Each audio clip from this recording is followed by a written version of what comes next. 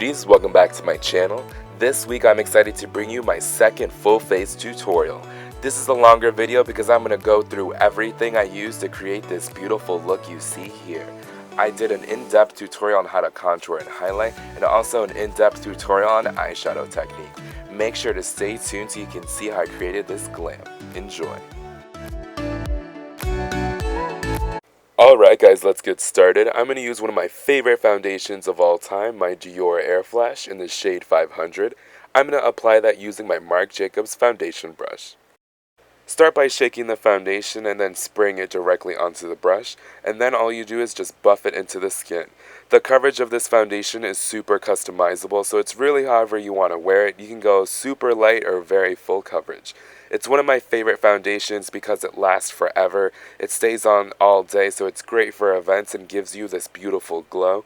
I also love how flawless and airbrush it makes your skin look. It's definitely one of my favorites of all time. Next, for highlighting, I'm going to grab my MAC Prep and Prime Light Boost pen and my NARS Creamy Radiant Concealer. Next, I'm just going to grab that NARS concealer and I'm going to start by creating a triangle of light underneath her eye. I'm also going to apply some light to the center of her face, some down the center of her nose, and also on the chin. I'm going to repeat that triangle of light on the other side as well, just to make sure that everything is nice and symmetrical. I really like to map everything out beforehand. That way when I'm blending, I know both sides are nice and even. Next, I'm going to grab that MAC Light Boost pen and I'm just going to apply that into the center of the concealer that we already laid down first. The two colors are going to fuse together to create the perfect highlighting shade for her skin tone. I like this pen in particular because it's super yellow, so it does add a lot of brightness to the eye area and anywhere else you decide to highlight. Next, grabbing my damp beauty blender, I'm going to blend everything in together. When it comes to this step, really make sure that the beauty blender is nice and damp. That way you'll get a clean blend. To get the best blend, also make sure that you're using a little bit of pressure. You really want to push that product into the skin to really make sure that you're getting not only good coverage but a maximum highlight. You don't want to shear it out, so make sure to use firm pressing motions. Next, I'm going to grab my new favorite setting powder, the RCMA No Color Powder. Using my beauty blender, I'm just going to pick up that powder and just press it directly on top of the highlight. This will set everything and really make sure that that highlight stays nice and bright all day. The reason why this is becoming one of my favorite translucent powders of all time is because it's super silky and really lightweight. It literally just disappears when you apply it onto any skin tone and leaves no trace of being on the face. It also gives you this really smooth appearance, and it's definitely one of my favorites, especially for the $12 price tag. Next, to sculpt the face, I'm going to grab my NARS xoxo brush and my Anastasia Beverly Hills contour shades in Espresso and Carob. I'm going to start by sculpting Mia's forehead. I'm going to push this product into the hairline, blending it backwards. As you can see, I really push it into the hairline to make sure that there are no seams. I really hate when contours on the forehead area especially are really not blended because it just looks crazy. So that's why I really like blending it into the hairline, because that way I get the most natural look. To sculpt Mia's cheeks, I'm going to grab my Kevin Aucoin contour brush and the Anastasia shades in Carob and Espresso. To sculpt your cheek, I'm going to give you guys a really good tip that I find helps me every time. I line my brush with the corner of the ear, the tragus, and then line it up to the corner of the lip. I apply some light pressure just to see where the brush sinks in. Where the brush sinks in, that is your hollow, and that's where you want to place that contour shade. When it comes to blending, as you can see, I'm always blending towards the corner of the lip. That'll give you a really good guide on where you want to blend. Don't blend all the way to the lip because then the look will get super exaggerated and it won't be flattering. Just make sure that when you are blending, the general motion is towards the corner of the lip. That'll really help to get your symmetry right on both sides. And now, as you can see, I'm just diffusing that line to make it really soft and airbrushed, blending back towards the hairline and more in an upward motion. Next, I'm just going to grab my Dior AirFlash foundation to cut that contour.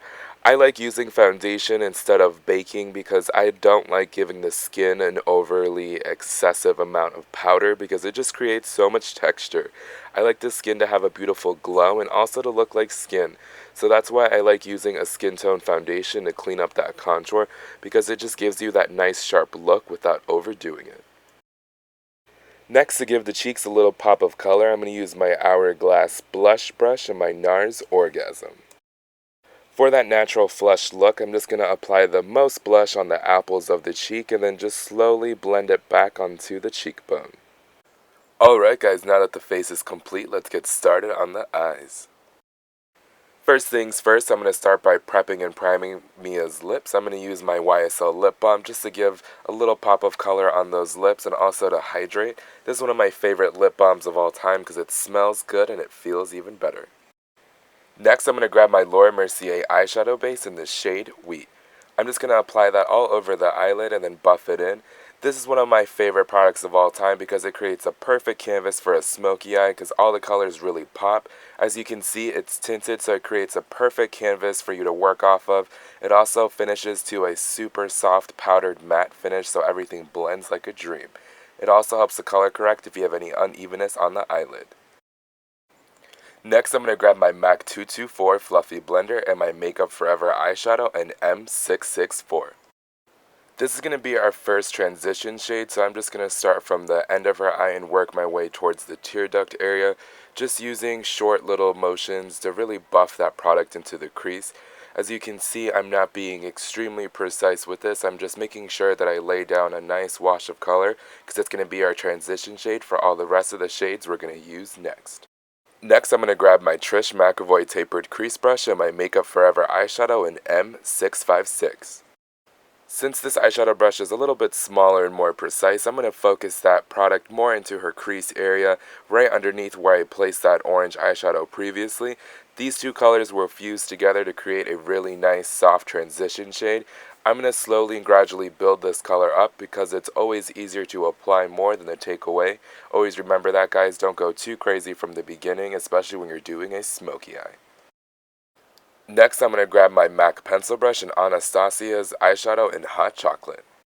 Next step, with the eyes open, you want to focus just the point of that brush right into the crease and only in the crease. The reason why I'm doing this with the eyes open is because it's going to give us so much precision and it's not going to be a gamble what you're doing. You're going to see exactly where you're placing that product because you're only placing this just in the crease. Next, I'm just going to grab that Trish brush one more time just to blend everything out. We just drew a really sharp line going only in the crease area just to diffuse it and make it really soft and airbrushed. You want to grab a smaller brush and just blend away. Next, I'm going to use my ByTerry shadow stick in dark bronze. Starting from the lash line, I'm just going to start to apply that cream shadow all over. Make sure to definitely take your time with this one, you guys. You don't want to apply too much product on because it is a cream shadow after all. The more you apply, the more of a mess you can make. So less is more with this one, and definitely remember to take your time. Next, I'm going to grab that Trish McEvoy brush one more time, and I'm just going to slowly diffuse any harsh edges just to make sure everything's nice and soft. That way I don't get any harsh lines and everything's nice and blended. Next, I'm going to grab my Sephora Pro number 15 shader and Anastasia's eyeshadow in Truffled Glitter. I'm going to start by just applying that shadow in the center of the eye, then working my way out. As you can see, the eyeshadow base that we just put down previously is really helping to make that eyeshadow by Anastasia pop. I love using a really dark eyeshadow base when I'm going to use a really glittery shadow because it really makes that shadow stand out and it makes it so you apply a lot less.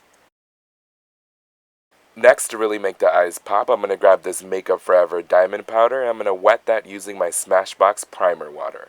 I'm going to apply that using my Sephora brand number 15 Pro shader. I'm going to apply that diamond powder only in the center of her eye. This is going to really give the center of her eyes a really nice pop and give everything else kind of this halo effect. So when you are doing this step, make sure to only focus that in the center of the eye. Next, for eyeliner, Mia is going to use the YSL eyeliner in the shade Black. She's going to apply this for tight lining and also for lining the inner rim. She's going to go in really heavy with this just to make the eyes super smoldering and very smoky. To get that perfectly smudged and undone look, Mia's going to actually grab her finger just to smudge it on her lower lash line really gently. As you can see, it does the job really quickly and no brushes are needed. Next, grabbing my NARS Precision Blender, I'm going to go in with my Makeup Forever eyeshadow in M664. Because this is going to be our transition shade, you want to be a little bit more liberal with this one and just apply it everywhere underneath the lower lash line.